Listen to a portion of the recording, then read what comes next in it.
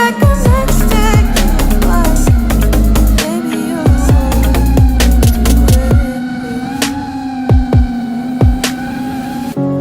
trapped in my thoughts, losing consciousness.